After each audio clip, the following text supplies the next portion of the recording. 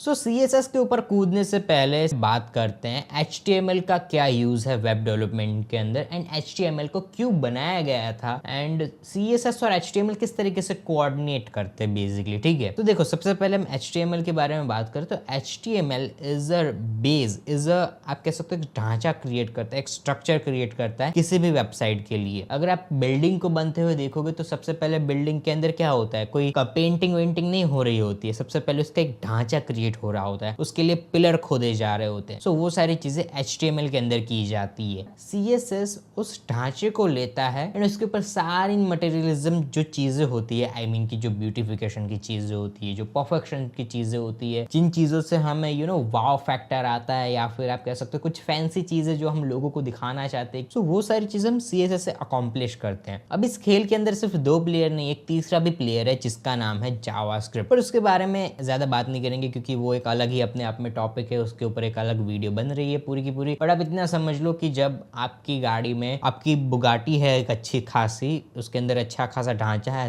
अच्छी खासी डिजाइन है, बट अगर उसके अंदर इंजन ऑल्टो का लगा हुआ होगा तो बुगाटी बुगाटी नहीं रहेगी। ठीक है, बेसिकली मेरे कहने का मतलब ये है कि यार HTML से तुम अपने गाड़ी का ढांचा क्रिएट कर सकते हो, CSS से उसके ऊपर डिज़ाइन कर सकते हो, पेंट जॉब वगैरह कर सकते हो, बट तुम्हें at the end of the day JavaScript की भी ज़रूरत पड़ेगी ताकि जो वो गाड़ी है वो परफेक्टली चले, स्मूथली रन करे, जो उसके अंदर पैसेंजर बैठने वाले हैं उनका एक्सपीरियंस अच्छा रहे एंड अगर हम टेक्निकल वर्ड्स में बताएं तो जो यूज़र्स तुम्हारी वेबसाइट पे आने वाले हैं उनको एक अच्छा एक्सपीरियंस मिले एंड वो बार बार तुम्हारी वेबसाइट पे आए ताकि तुम्हारी रेवेन्यू जनरेट हो एंड तुम्हें पैसे मिले। है ना एकदम सिंपल बात ये कि नहीं? बताना मुझे कमेंट में कि एकदम सिंपल बात है कि नहीं एंड अगर आपको अच्छी लगी ये बात लाइक ठोको इस बात पे। ठीक है, बट यही था सब। HTML क्यों बनाई गई थी, HTML का क्या रोल होता है, CSS का क्या रोल होता है, जावास्क्रिप्ट को हम क्यों यूज करते हैं। अब अगर फिर भी कोई डाउट रह गया हो तो मुझे कमेंट में पूछ सकते हो। अब थोड़ा इसके अंदर डीप डाइव करते हैं कि CSS के अंदर बेसिकली हम करते क्या है। ठीक है, बिकॉज CSS हम लिखते तो सही है,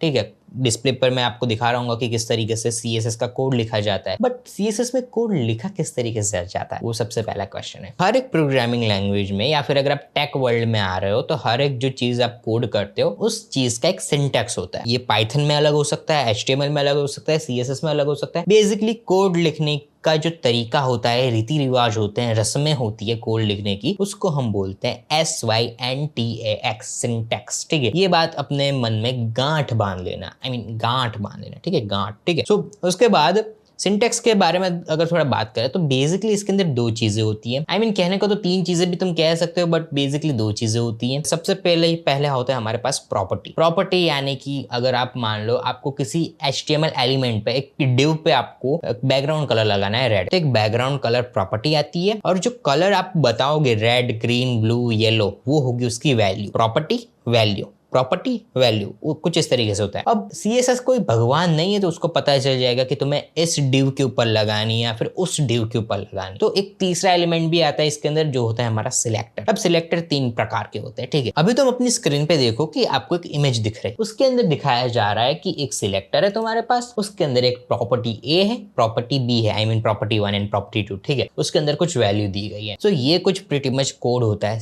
CSS का उसके अंदर। ठीक है, अब CSS के अंदर कितनी प्रॉपर्टीज होती हैं वो मैं नहीं बताऊंगा, कितनी वैल्यूज होती है वो तुम कभी जान भी नहीं पाओगे, क्योंकि CSS अपडेट होती रहती है, इसीलिए इसके अंदर नई नई प्रॉपर्टीज, नई नई वैल्यूज, नए नए टेक्निक्स वगैरह आते रहते हैं। ठीक है, सो ऐसा तो बिल्कुल भी नहीं है कि अगर आप एक गॉड लेवल प्रोग्रामर बन गए तब आपको सारी CSS की प्रॉपर्टीज याद रह जाएगी, सारे कलर्स याद रह जाएंगे, सारे वैल्यूज याद रह जाएंगी। हो सकता है जिस जॉनरा की आप वेबसाइट बना रहे हो, अब जॉनरा क्या होता है, कैटेगरी कह लो उसको, जिस कैटेगरी की आप वेबसाइट बनाओगे आगे चल के, मान लो कि आप कुछ पोर्टफोलियो वेबसाइट्स बनाओगे या फिर मान लो आप कुछ कुछ सेम पैटर्न वाली वेबसाइट्स होंगी जिसके अंदर आपको प्रेटी मच कुछ ज्यादा चेंज नहीं करना होता है, सिर्फ यूजर के कुछ ऐसे आलतू फालतू चीजें चेंज करनी होती है, बाकी का लेआउट सेम रहता है। उस चीजों को आप मास्टर कर सकते हो, बट आप ऐसा कभी नहीं कह सकते कि यार मैं तो सारी प्रॉपर्टीज को मास्टर कर लूंगा। इट्स काइंड ऑफ इम्पॉसिबल, क्योंकि अपडेट होता रहता है, नई प्रॉपर्टीज आती रहती है, एंड मास्टर करके क्या करोगे जब तुम्हें उसका यूज ही नहीं करना हो। तो ये भी पॉइंट है। दीज दीज आर थिंग्स जो कि मैं आपको पहले बताना चाहता था जब हम कोड करें उससे पहले। मैं आपको आगे इस वीडियो में बताऊंगा कि किस तरीके से कुछ बेसिक प्रॉपर्टीज को ऐड किया जाता है, बट ये चीज मैं आपको सबसे पहले क्लियर करना चाहता था बिकॉज मैं नहीं चाहता कि आप वो रेट रेस में चले जाओ कि यार मैं तो CSS 110% सीखूंगा, बट ऐसा नहीं होगा। आप CSS कभी 100% सीख नहीं पाओगे। आपको उतनी CSS सीखनी है जितने आपको आपका काम खत्म करने में जरूरी है, ठीक है। ये बात मेरी मानना, आप बहुत ही अच्छी वेबसाइट्स बनाओगे, क्वालिटी वेबसाइट्स बनाओगे और क्वांटिटी वेबसाइट्स भी बनाओगे, ठीक है। सो ये थे हमारे सिंटैक्स।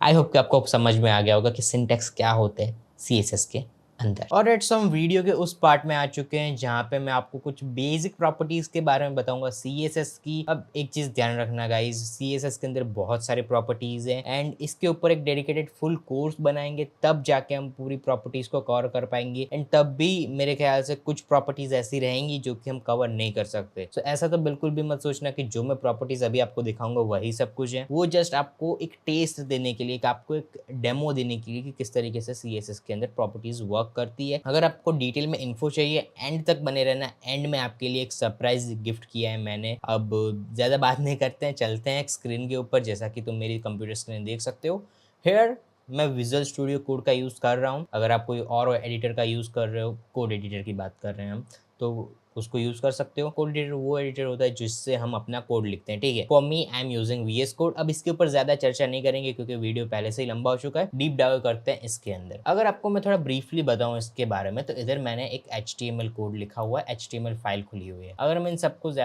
इन सबको बंद कर देता हूँ तो आपको एक नॉर्मल व्यू दिखाता हूँ। तो ये एक नॉर्मल व्यू होता है विजुअल स्टूडियो कोड का, ठीक है, जिसके अंदर आप एक फाइल खोलते हो। मेरे पास इधर दो फाइल है, एक index.html, एक style.css करके, ठीक है। अब style.css के अंदर मैंने कुछ प्रॉपर्टीज ऐड की है, बहुत ही बेसिक प्रॉपर्टीज है, बट मैंने अभी इनको कमेंट आउट करके रखा है ताकि मैं आपको दिखा सकूं रॉ एग्जांपल, ठीक है। आपको मैं सबसे पहले HTML का ओवरव्यू दे देता हूँ। HTML के अंदर सिंपली मैंने एक हेडर टैग के अंदर एक हेडिंग लगाई है, मेन टैग के अंदर कुछ पैराग्राफ्स लिखे हैं, ज्यादा कुछ नहीं किया है मैंने। एंड ये एक मोस्ट बेसिक लेवल के ऊपर हम बात कर रहे हैं, ज्यादा एडवांस भी नहीं, बेसिक एडवांस भी नहीं, ठीक है, एकदम बच्चों वाले लेवल के ऊपर बात करें। तो HTML का तुम्हें पता चल गया। अब मैं क्या करूंगा, इधर मैं इधर 2 साइडेड विंडोज कर देता हूँ ताकि मैं HTML का कोड भी देख सकूँ, CSS का भी कोड देख सकूँ। आपको डिटेल में जाने की जरूरत नहीं कि मैं क्या कर रहा हूँ, बट जस्ट आपको मैं दिखाने के लिए कि ये HTML का कोड है एंड ये इधर CSS का कोड है, ठीक है। What I am going to do now, मैं अभी एक एक्सटेंशन खोलूंगा जिसका नाम है लाइव प्रीव्यू। अब लाइव प्रीव्यू एक VS कोड की एक्सटेंशन है जिससे हम लाइवली प्रीव्यू कर सकते हैं अपनी वेबसाइट का। आई मीन की जो ये मेरी वेबसाइट है उसका एक लाइव प्रीव्यू देख सकते हैं। अगर मुझे ब्राउजर में देखना हो तब भी मैं देख सकता हूँ, बट ये कन्वीनियंट रहता है कि यार एक ही विंडो में आप अपनी HTML देख पा रहे हो, CSS देख पा रहे हो एंड साथ ही साथ तुम्हें प्रीव्यू भी दिख रहा है, ठीक है। अभी हम बात करते हैं CSS के कोड। सो स्टार्ट करते हैं सबसे पहले कि मैंने CSS को लिंक कैसे किया है इसके अंदर। तो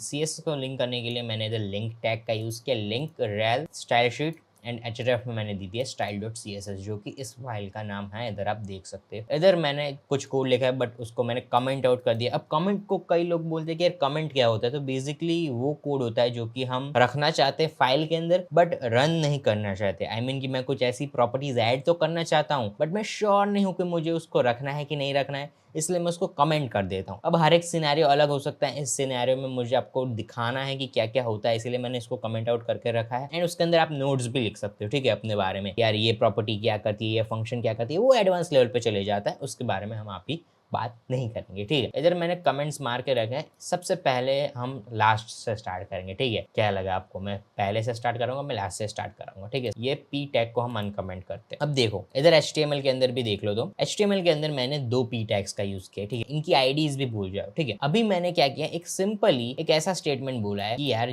जो जितने भी p टैग्स है मेरे, याद रखना जितने भी p टैग्स है, इधर कितने 2 p टैग्स है। अगर मैं इसको कॉपी करूं, डुप्लीकेट करूं, तो एक और p टैग आ गया। अब उसके अंदर मैंने किया कि पैडिंग दी है। अब पैडिंग क्या होता है, इनर स्पेस होता है जो तुम्हारा ब्लॉक एलिमेंट होता है। अब ऐसा मत पूछना कि ब्लॉक एलिमेंट क्या होता है। ब्लॉक एलिमेंट वो एलिमेंट्स होता है जो कि पूरी विड्थ ले लेते हैं किसी भी पेज की, वेब पेज की बात कर रहे हैं हम, ठीक है। अब मैंने इसको 20 पिक्सल दिए, चाहता तो मैं इसको 50 पिक्सल भी दे सकता था। अब जैसे मैं इसको 50 पिक्सल्स दूंगा तो देखो आपको इधर चेंजेस दिख रहे हैं, ठीक है। अब एक और चीज ये नोट करने वाली है कि इधर मैंने चारों तरफ से पैडिंग दी है। अगर मैं इधर लिखता हूँ पैडिंग स्टॉप, टॉप तो सिर्फ ऊपर से पैडिंग आती, ये साइड से पैडिंग चली जाती। एक चीज ये समझने वाली है कि यार सबसे पहले तो मेरे पास सिर्फ 2 ही पी टैग थे, ठीक है। अगर मैं एक और भी ले लूं, पहले तो 2 थे, फिर मैंने एक एक्स्ट्रा लिया, अब मैं एक और एक्स्ट्रा ले रहा हूं, तो उसके ऊपर भी सेम प्रॉपर्टी अप्लाई हो रही है। इसका क्या मतलब है दया? इसका मतलब ये है कि जो भी आप ग्लोबल सिलेक्टर, अब ये क्या है, एलिमेंट सिलेक्टर है, ठीक है, ग्लोबल सिलेक्टर जैसे मैं बोल दिया, एलिमेंट सिलेक्टर बोला जाता है इसको। इसके अंदर हम जो भी एलिमेंट होता है डायरेक्टली उसको सिलेक्ट कर देते हैं। तो जितने भी वेब पेज के अंदर वो टैग्स जितनी भी बार यूज हो रहेंगे उन सब के ऊपर प्रॉपर्टी ऐड हो जाएगी। ये बात अपने दिमाग में गांठ बांध लेना। आई होप कि तुम्हें पता चल गया होगा। अब इधर थोड़ी आपको फैंसी चीजें देखने को मिलेगी, मैं थोड़ा जूम इन करके दिखाता हूँ आपको। आप इधर देख पा रहे होगे टेक्स्ट टू के अंदर अब देखना कि मैंने इधर पाउंड सिंबल या फिर हैशटैग जो भी बोलो तुम, उसके बाद टेक्स्ट 2 लिखा है। अब हमें पता है कि हमारे पास आईडी होती है HTML के अंदर। अब ये आईडी बिलोंग करती है सेकंड वाले पी टैग को। तो आपको इधर आउटपुट में भी कुछ दिख रहा होगा कि यार देखो ये फर्स्ट वाला पी टैग है, उसके ऊपर तो कुछ हुआ नहीं, बट ये जो सेकंड वाला पी टैग है उसके ऊपर मार्जिन ऐड होगी कितनी, 50 पिक्सल्स की। अब मैं अगर इसको भी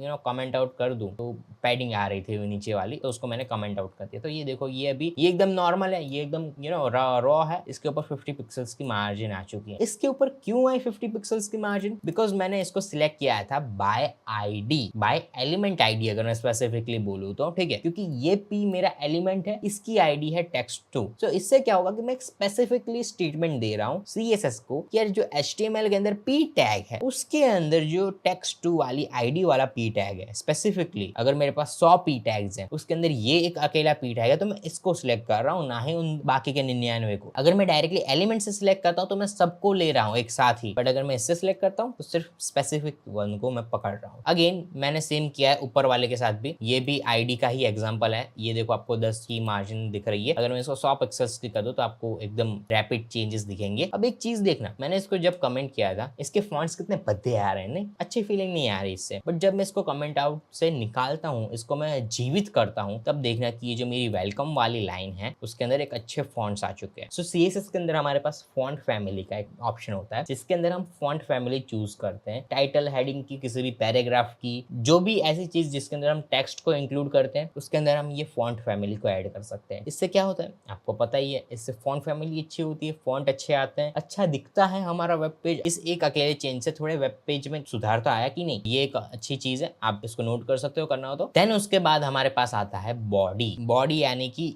इस टैग से इस टैग के अंदर जितनी भी सारी चीजें उन सब पे ये अप्लाई होगी, ठीक है। अब मैंने ऐसा क्यों किया? क्योंकि मुझे पूरे वेब पेज का कलर रेड करना था, उसके अंदर के कंटेंट का कलर व्हाइट करना था, तो मैंने कर दिया। ये H1 वाली हेडिंग को भी सही कर दूं तो ये भी हो जाएगा। अगर मैं नीचे वाली सारी हेडिंग्स को सही कर दूं तो देखो कुछ इस तरीके से दिख रहा है। अब हाँ, लेआउटिंग अच्छी नहीं की है मैंने, उसको हम जाने देते हैं। सो बेसिकली CSS का मैं आपको क्विक बताना चाहता था कि ये क्या होता है। अब एक और चीज ये भी है, मैं आपको पहले ये बता दो, उसके बाद मैं जो बोल रहा था उसको खत्म करूंगा। इन सारी चीजों को मैं अभी क्या करता हूँ, एंटर मार के नीचे ले जाता हूँ ताकि ये डिस्ट्रैक्ट ना करे। इधर देखो तुम।